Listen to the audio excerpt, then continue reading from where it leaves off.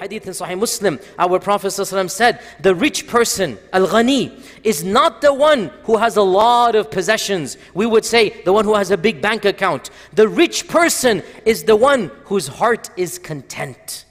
Think about this. The rich person is not measured by the car that you drive, by the clothes that you wear, by the house that you live in. The rich person is decided by how happy his heart is, how content his heart is. If his heart is content and happy, that is the richest person on earth. This is what happens when we have rida biqada'illah, rida biqadarillah. Now, somebody will say, does this mean that if I don't have any money, I just sit at home and be happy that I don't have money? No.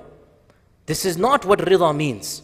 Rida means that you submit to Allah's final decision with regards to how much rizq you have. But there's an interesting catch. And it is in this catch that Islam becomes different from capitalism, from Catholicism, from Buddhism, from any other ism. That we have a unique philosophy and system. Rida means that you submit to the decision of Allah, but you don't know what Allah's decision is. I repeat, rida means you submit to the decision of Allah, but you don't know what the decision of Allah is. So how can you submit when you don't know? This is where we see the beauty of Islam. This is where we see the very interesting dynamics.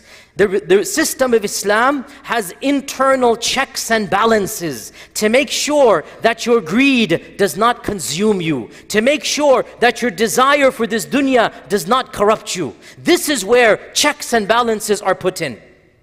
Listen to me carefully. Islam tells us it is permissible for the heart to desire that which is pure.